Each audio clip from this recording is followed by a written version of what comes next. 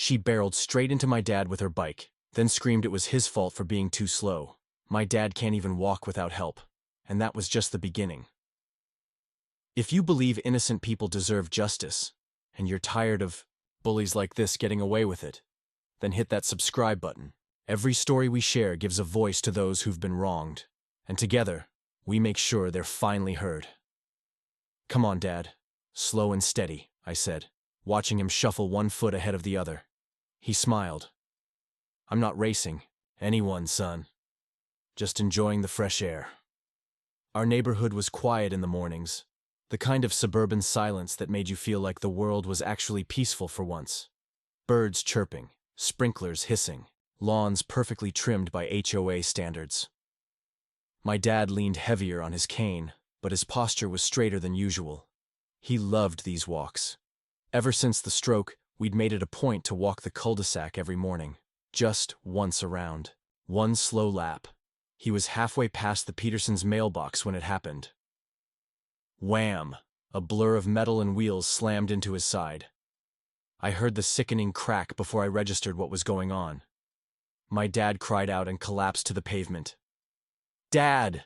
I dropped the thermos in my hand and ran to him.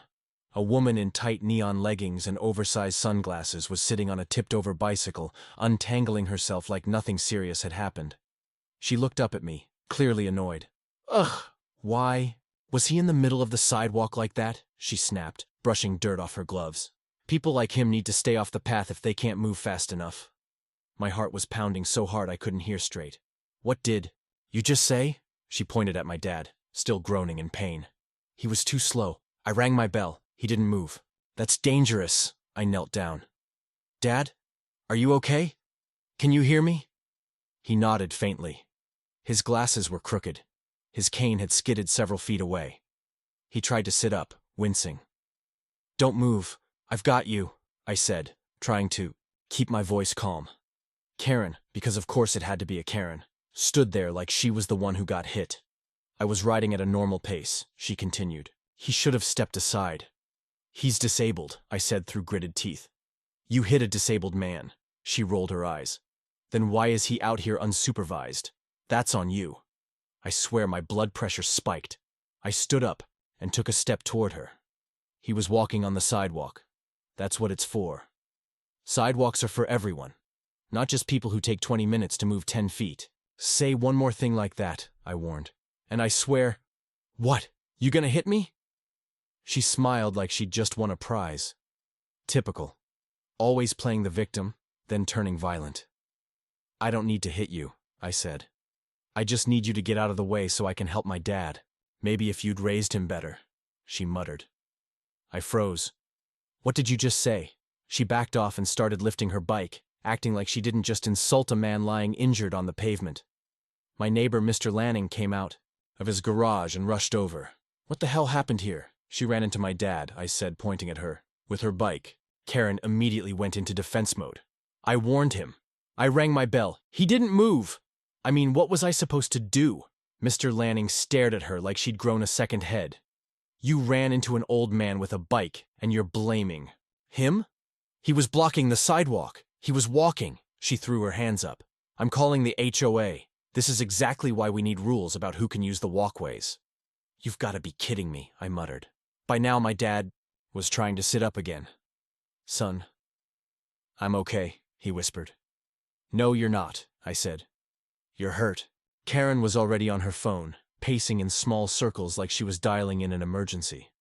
Yes, I'd like to report an incident, she said loudly, clearly wanting everyone to hear. A pedestrian caused a dangerous obstruction on the sidewalk, and I had a collision. Is she serious? Mr. Lanning said, shaking his head. Oh, she's serious, I muttered. Serious and completely out of her mind. My dad tried to speak up. It wasn't her fault. I looked at him. Dad. No, don't defend her. He looked at me with those tired, kind eyes. Maybe I was too slow. No, I said. You were just walking. Karen looked smug as hell hearing that. See? Even he admits it. I clenched my fists. You've got 5 seconds to step away before I file a report of my own, for harassment.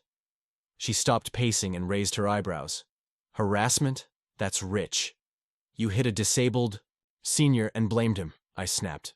You think the HOA is going to back you on that? She scoffed. Oh, they will. I know people. I looked at her. Then I hope they're ready to see what happens when I know people too. Dad, stay still. Let's wait for someone to come check you out, I said, holding his shoulder gently. I just need a minute, he whispered, trying not to show the pain in front of strangers. Karen was still pacing with her phone, waiting for someone from the HOA to pick up. She kept glancing over like she expected an apology from us. You're seriously not going to say sorry?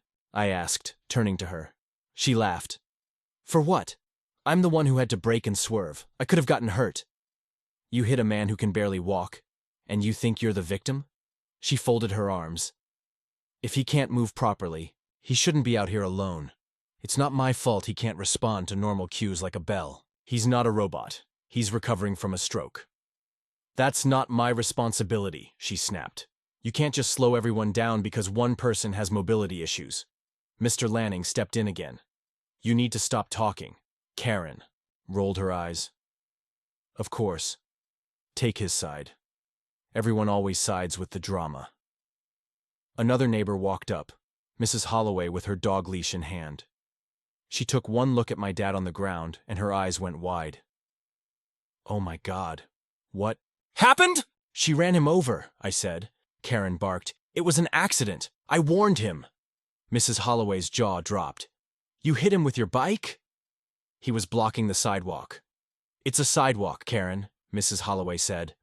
Not a speedway. And you hit Frank. You know he just started walking again. Karen threw up her hands. Well, maybe he should walk somewhere safer. Unbelievable, I said under my breath. My dad pulled at my sleeve. Let it go, son. No, I said. She doesn't get to walk away from this like it's nothing. Karen finally got someone on the line. Yes, this is Karen Millstone, Unit 4B. I'm reporting an obstruction incident, she said, strolling a few feet away for privacy she didn't deserve. Yes, a man was standing in the middle of the sidewalk. I had no time to stop. He caused a crash. Is she really calling this in like he caused it? Mrs. Holloway asked. She hit him, blamed him, and now she's trying to spin it, I said. Classic Karen playbook. My dad tried to sit up again, this time with help from Mr. Lanning. We should go home. You need to see a doctor. First, I said. I don't want to make this a scene. She already made it a scene, Dad. Karen walked back over, smug as ever. The HOA said they'll review it. They'll probably open a safety complaint. Against who? I said. Well, against him, obviously, she said, nodding toward my dad. He was obstructing the path. Mrs. Holloway stepped forward. You've lived here how long? You know Frank takes this walk every morning. The same path. No one's ever had an issue until you flew into him. Maybe no one else had. The guts to speak up, Karen said. Mr. Lanning shook his head. You didn't speak up. You plowed into him. Karen shrugged. If I'd swerved any harder, I would have crashed worse. You already did crash, I said. Into an elderly man. You don't get to define what counts as dangerous, she snapped. If someone's too slow to respond, that's a hazard. Oh my God, I muttered. You're actually doubling down on this. Karen pointed her finger. There should be posted signs or rules for walkers with disabilities. You're unbelievable. You think this is funny? She said. What if it had been a kid on a scooter? You'd all be attacking them instead of me. My dad isn't some moving obstacle, I said.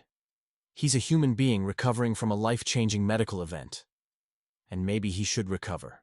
Indoors, she hissed. That was it. Mrs. Holloway let go of her dog leash, walked right up to Karen and said, You better back down now. Karen stepped back. Are you threatening me? No, she said. But if the HOA gets one-sided nonsense from you, they'll be getting a neighborhood-wide response from the rest of us. Karen was about to respond when my dad finally spoke. Up loud enough for everyone to hear. You all need to calm down, he said. Everyone turned. I'm fine. I didn't hear her bike until it was too late. My balance isn't perfect. That's on me. I crouched beside him again. Dad, it's not your fault.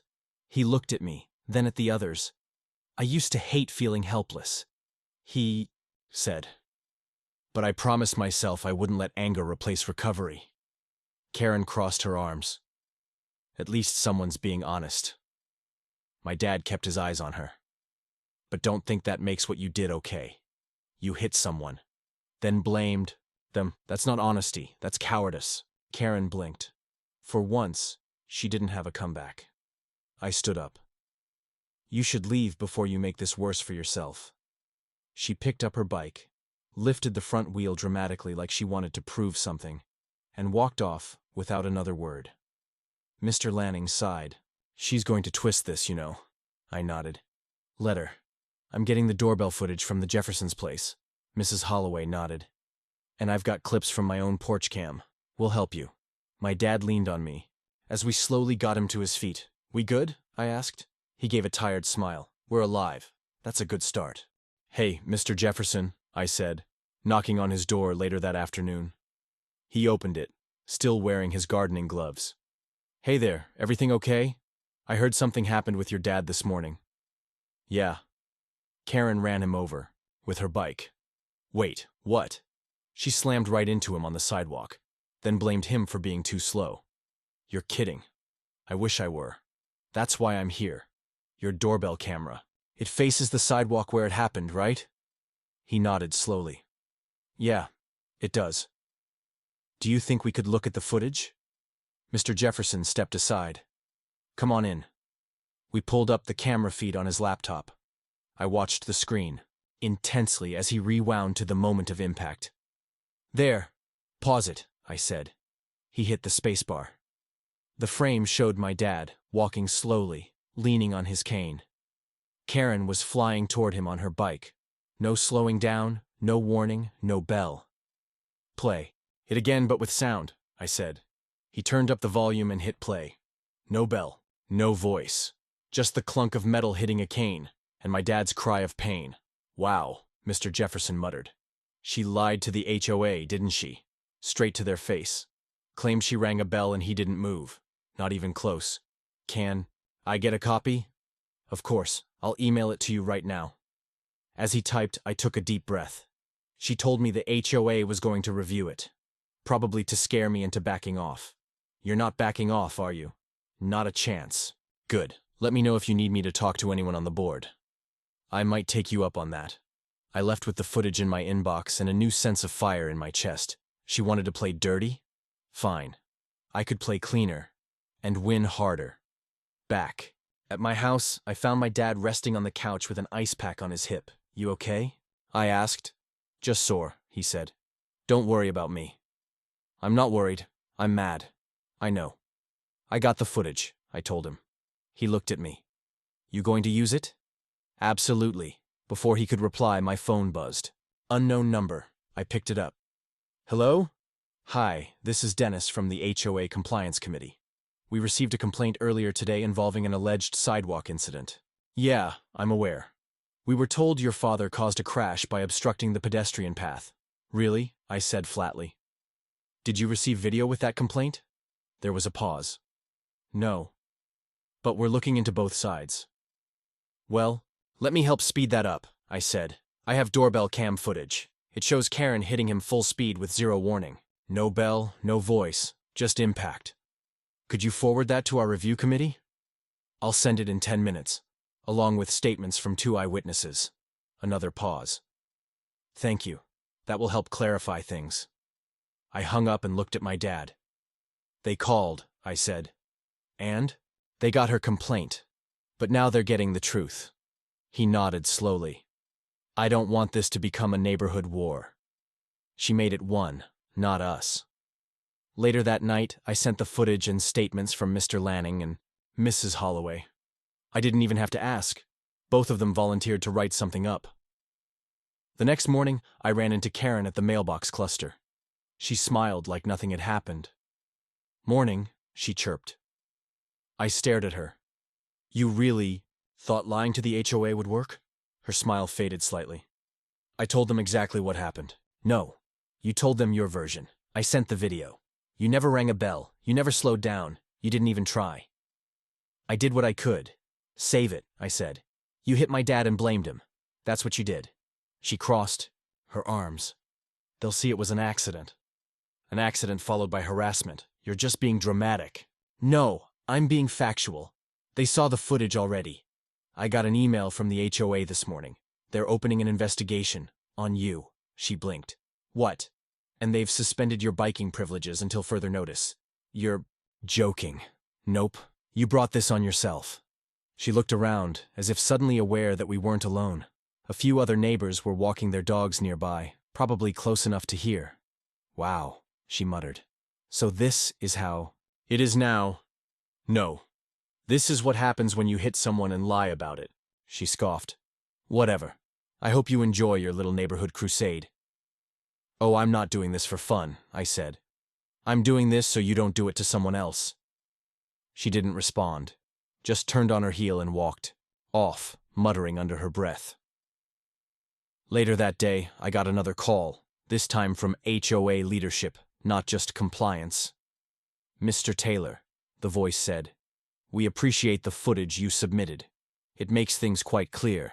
Your father was not at fault. Glad to hear it. We'll be scheduling a meeting with the board and Karen to discuss next steps. You're welcome to attend. I will. My dad overheard me from the other room. You going to go? Absolutely.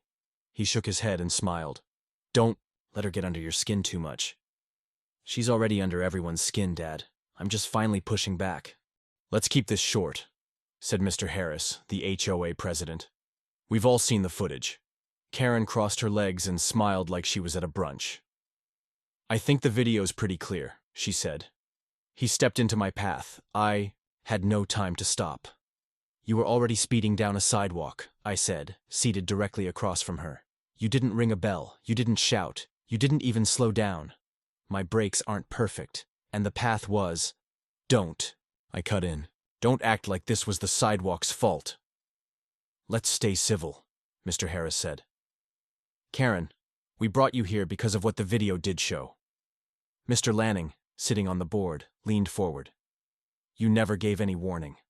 That sidewalk's flat and clear. You had plenty of time to react. You didn't. Karen narrowed her eyes. So we're going to turn this into a witch hunt because a man couldn't move fast enough? Frank wasn't doing anything wrong, Mrs. Holloway said firmly from the back row. You hit him, and then you blamed him. That's the issue. I didn't blame him. I just explained that. You filed an official complaint, I said. You wrote that my dad caused a crash by being immobile and unresponsive. He had a stroke, Karen. I'm not a doctor. I just said what I saw. No, Mr. Harris said, flipping through papers. You said he obstructed a public pathway and put cyclists in danger. That's exactly what she wrote, Mrs. Nguyen, the secretary, confirmed. And I have 2 signed statements from residents saying they saw you recklessly approach him. Karen's face started to twitch. I think this is being blown out of proportion, she muttered. You know what's out of proportion? I asked. You almost knocking over a disabled man and then acting like he owed you an apology. I didn't mean for him to fall. But you didn't help him up either, Mr. Lanning said.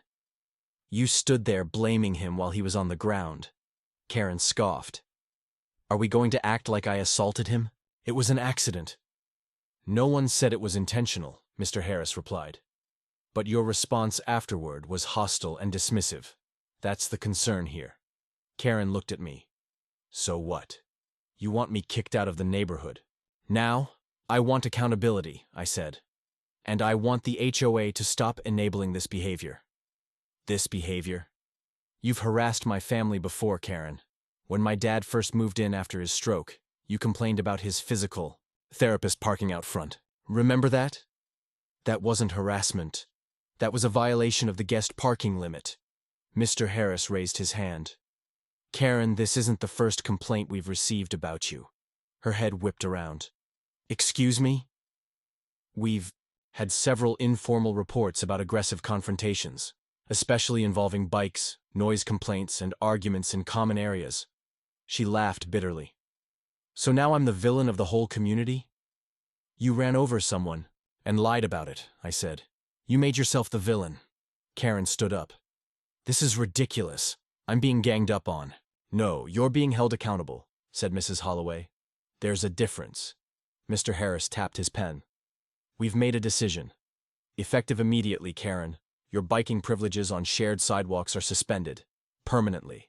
Karen's mouth fell open. You can't do that. We can, and we are, he replied. We're also issuing a formal censure for dishonest conduct and inappropriate HOA complaints.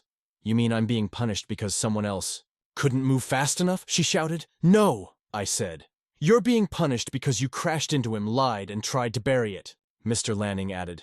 We're also requiring you to attend a safety review session if you want to continue using any HOA-maintained recreation paths. This is absurd. No, Mrs. Nguyen said. This is justified. Karen looked around, the room, scanning the faces. No one defended her. Not one neighbor spoke up. Finally, she grabbed her purse and muttered, This whole place is turning into a joke. I stood as she passed. You know what's not a joke? Watching your father collapse in front of you. She stopped for a second, then walked out without a word. After she left, Mr. Harris turned to me. Thanks for bringing the footage forward, he said. I wish I didn't have to. How's your dad doing? Still sore. Still bruised. But proud, I said. He's proud that we didn't just let it go. Mr. Lanning nodded. Tell him the board sends its best. I will. Dad, you want coffee? I asked, holding up the pot. Only if it's not that burnt sludge you made yesterday. I laughed. It's fresh. No sludge today. He leaned back in the recliner, shifting carefully. Then yeah, pour me a cup. I brought it over and sat across from him. The morning light spilled through the windows. Peaceful. Quiet. Neighborhood feels different lately, he said. You mean calmer? I mean, people actually wave now. Say hi. Karen's not speeding past them on her bike anymore, I said. That helps. He took a sip, then gave me a look. You think she's learned anything? I think she's embarrassed. Not sure if that's growth or just shame. Either way, I haven't seen her once since that HOA meeting. Oh, she's still around, I said. Just not where people gather. I never wanted all this, you know, Dad said quietly. I didn't want to be the reason things got ugly. You weren't. She made that choice the second she hit you and walked off like nothing happened. He nodded. Still. I hope she takes the time to think about it. Hey, I said, you got a message from Mr. Lanning, by the way. He dropped off a card. What kind of card? I handed it to him. He opened it and smiled. To Frank. Thank you for your courage and kindness. Your strength made this neighborhood better. He looked up. That's nice. You earned it. Before he could say anything else, the doorbell rang. I peeked through the peephole. It's Mr. Jefferson and Mrs. Holloway. Let them in. I opened the door. We come bearing banana bread, Mrs. Holloway said, holding a foil-covered tray. You're spoiling him, I joked, stepping aside. You spoil the good ones, she said, and Frank is a good one. They stepped in and sat down with us. Mr. Jefferson gave Dad a nod. How you feeling, champ? Like I lost a round with a bicycle, Dad chuckled. But I'm getting there. You missed quite a show at the HOA last week, Mr. Jefferson said. I heard. My son gave me the full play-by-play. Mrs. Holloway smiled. She hasn't been on a sidewalk since. Dad raised an eyebrow. And people are okay with that? Let's just say no one misses the high-speed lane, Mr. Jefferson said. There was a pause. Then I asked, Have either of you talked to her? Mrs. Holloway sighed. She hasn't said a word to anyone. Keeps her head down, walks her bike now. That's new. I don't want her harassed, Dad said suddenly. I want her to change. She humiliated herself, I said. No one else had to do that. I just want peace, Dad replied. We sat quietly for a minute. The banana bread was passed around. Dad broke a piece off. This is good, he mumbled. Of course it is, Mrs. Holloway said. It's got butter and consequences in it. We all laughed. Just then, my phone buzzed. A new email from the HOA board. I opened it and read out loud. Dear Mr. Taylor, following recent events, the HOA is instituting a new policy requiring safety awareness for all residents using community sidewalks and paths. This includes signage, speed restrictions for bikes, and an education session for all new residents, Dad smiled. They're actually doing something? They are, I said. Looks like your hip bruise started a safety revolution, Mr. Jefferson raised his cup. To Frank, our reluctant hero. Dad rolled his eyes but raised his coffee cup anyway. To better sidewalks. Cheers. We toasted with coffee and banana bread like some kind of suburban Justice League. Then the doorbell rang again. I looked out. It's her, I said quietly. Karen. Everyone exchanged glances. Dad nodded slowly. Let her in. I opened the door. Karen stood there, arms folded, not holding anything. Hi, she said, eyes shifting past me to the people behind. Is Frank here? I stepped aside. He's right there. She stepped in cautiously. The room went silent. Hi, she said again, this time to Dad. He looked at her. Hello, she swallowed hard. I just wanted to say, I didn't handle that well. Any of it. Dad nodded. I agree. I wasn't expecting the footage. Or the fallout. I wasn't expecting to get hit by a bike. Karen looked down. I'm sorry, she said, for everything. The crash, the complaint, the way I acted. Dad held her gaze. I accept your apology, he said calmly. But more than that, I hope you mean it. I do. Then do better. I will. The silence stretched, but it didn't feel tense anymore. Karen looked at the others. I don't expect anyone to forget. I want to try and be a better neighbor. You should, Mrs. Holloway said, not unkindly. This street doesn't have room for ego, Karen nodded. Thank you for letting me say this. Then she turned and quietly left. After the door closed, Dad leaned back and exhaled. Well, he said. That was unexpected. She looked nervous, I said. She should be, Mr. Jefferson replied. Apologies are only step one. Still, Dad said, I'm glad she came. Mrs. Holloway reached for another slice of bread. Now can we please get back to the important part? The banana bread? No, she said. The coffee. We laughed again.